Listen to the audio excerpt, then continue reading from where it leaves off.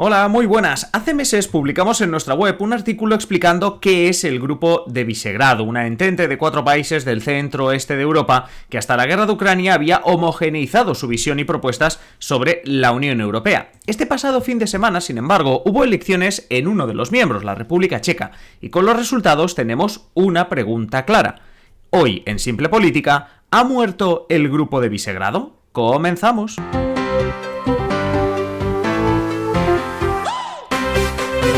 Os habla Adrián Caballero y esto es Simple Política, el podcast que trata de simplificar y traducir todos esos conceptos, estrategias y temas que están presentes cada día en los medios y que nos gustaría entender mejor. Para contestar a la pregunta que nos estábamos haciendo en la intro, saludamos a Emilio Ordiz. Emilio, ¿qué tal? ¿Cómo estás? ¿Qué tal, Adri? Muy buenas. Pues aquí todo bien, todo correcto, pero expectantes siempre que vienes para hablar de Europa, y en este caso nos vamos casi casi no, nos vamos al este de Europa, nos vamos a hablar de Visegrado, que como decía yo en la introducción, ya lo presentamos en su momento en nuestra página web, pero primero, antes de hablar de lo que ha sucedido este fin de semana en la República Checa y por qué esto nos puede interesar, recuérdanos un poquito qué es el Grupo de Visegrado, porque en todo este rato no he dicho ni tan siquiera los países que lo conforman.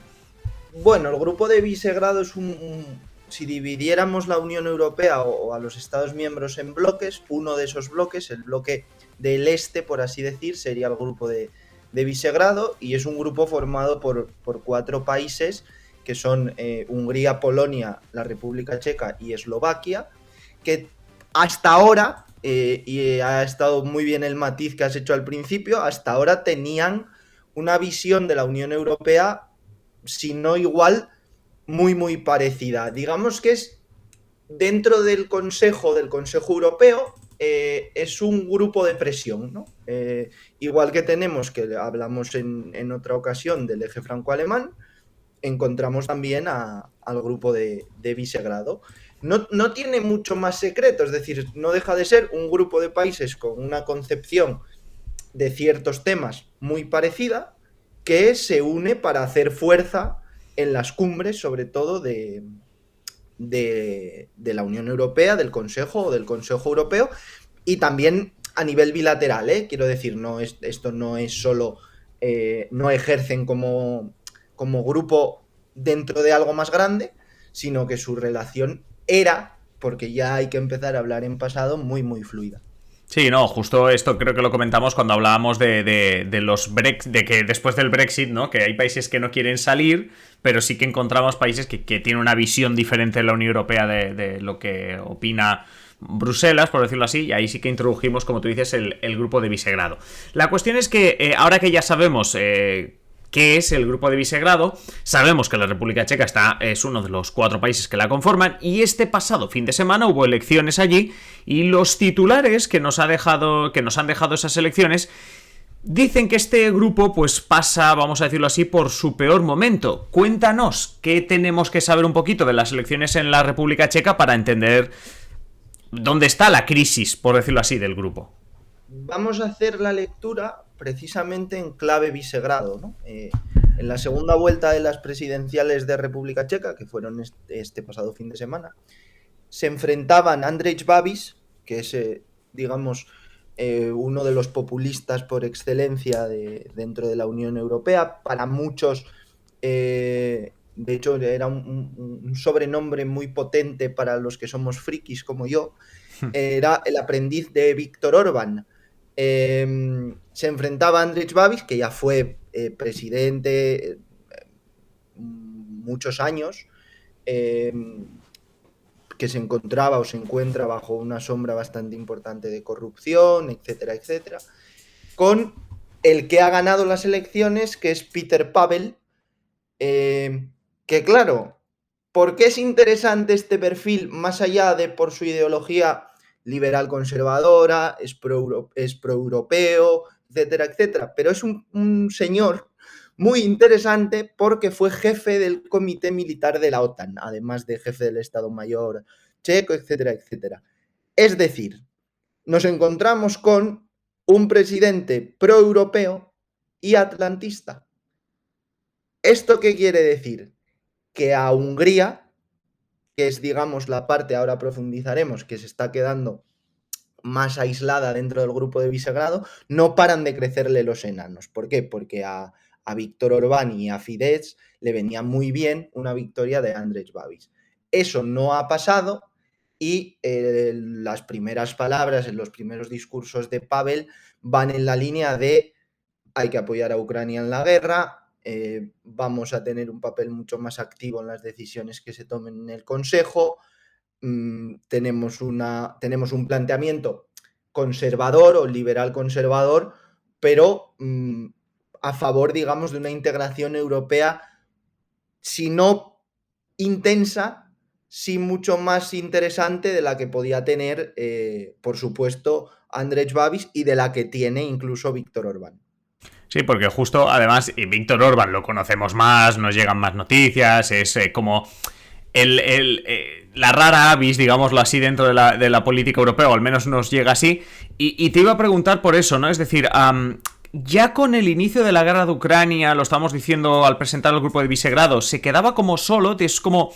tiene una política diferente, tiene una visión diferente tanto del conflicto como de cómo está reaccionando Europa. Pero digamos que ahora Víctor Orbán, el Fidesz, que es su partido, Hungría como tal, se va quedando aislada, ¿no? Es decir, con esto que ha pasado en República Checa, la derrota de Babis, no sé, hasta qué punto es importante eso. Es decir, ¿hasta qué punto es importante que Orbán se quede solo? ¿Puede cambiar algo? A corto plazo, no. Y me explico.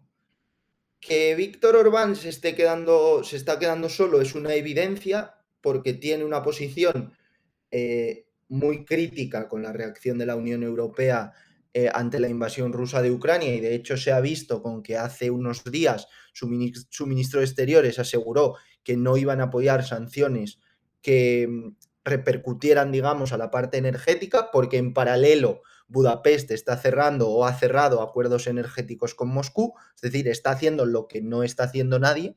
Todo el mundo se está deshaciendo de la dependencia energética de Rusia y Hungría va en el camino contrario.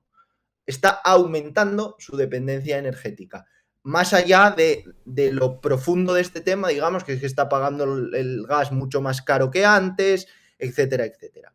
Y hay que matizar aquí también que es que Hungría es un país que no tiene salida al mar. Es un país dependiente 100% de, en este caso, de gas externo ruso.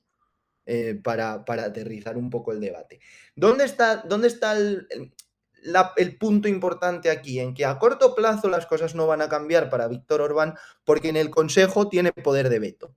Es decir, a él le pueden presionar desde fuera todo lo que quieran, le puede presionar a Alemania, Francia, España o incluso Polonia, pero él retiene lo que le da una ventaja cuantitativa y cualitativa dentro del Consejo, que es la exigencia de la unanimidad.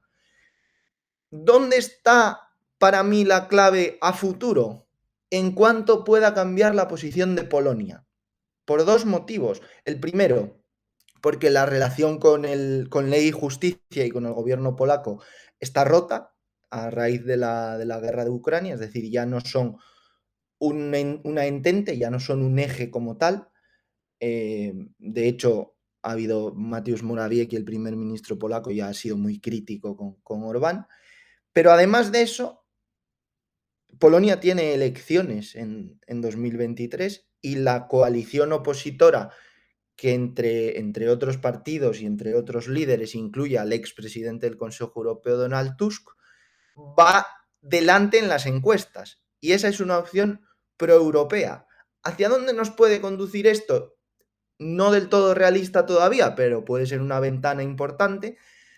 Nos puede conducir hacia un aislamiento real de Hungría en tanto en cuanto se pueda aplicar el artículo 7 contra Hungría, que le dejaría sin poder de voto y sin poder de veto, por tanto, en el Consejo, para lo que se necesita unanimidad. Es decir, esto es un poco la pescadilla que se muerde la cola, porque para romper con la unanimidad hace falta unanimidad. Bueno, sí. Este es un análisis, digamos, a más largo plazo, pero que yo, si fuese Víctor Orbán, no iría tan convencido por la vida, ¿no? Él lo ha dicho, que no cree que Hungría esté aislada y demás. Bueno, a corto plazo el aislamiento no parece que vaya a tener unos efectos muy potentes, pero vamos a ver con el paso de los meses. Sí, no, además justo este martes estaba leyendo yo esas encuestas, estaba viendo esas encuestas de Polonia, donde sí, una coalición, una fuerza proeuropea podría ganar las elecciones, y eso ya es rematar el grupo de Visegrado, rematar la soledad de Víctor Orbán, pero como tú dices, de momento eso es política ficción. Oye, hemos hablado de Hungría, hemos hablado de Polonia, déjame que para cerrar hablemos de dos países, aprovechemos que hoy estamos hablando de Visegrado para preguntarte por dos países de los 27 que tiene la Unión Europea, dos de esos de los que normalmente nos salen en las noticias, al menos en España no nos llegan muchas noticias, y es la República Checa, que ha sido protagonista por las presidenciales de este fin de semana, y Eslovaquia, ¿no? Es decir, cuéntame estos dos países que también están ahí en Visegrado, ¿qué papel juegan? ¿Qué papel pueden jugar? ¿Qué margen de maniobra tienen? Digamos que son los socios menores. Eslovaquia es un país que ahora mismo es difícil profundizar en él, precisamente porque también camina hacia unas elecciones. Y son países, vamos a llamarlos países péndulo, ¿no? Es muy fácil que oscilen siempre entre una opción más populista, euroescéptica, y una opción un poco más defensora de la democracia liberal. Claro, ¿qué puede pasar? Pues puede pasar que en Eslovaquia suceda exactamente lo mismo que en República Checa, que nos encontremos con o Visegrado, Orbán, etcétera, se encuentren con un gobierno proeuropeo, o con un, digamos, un jefe de Estado o una opción en la jefatura de Estado proeuropea.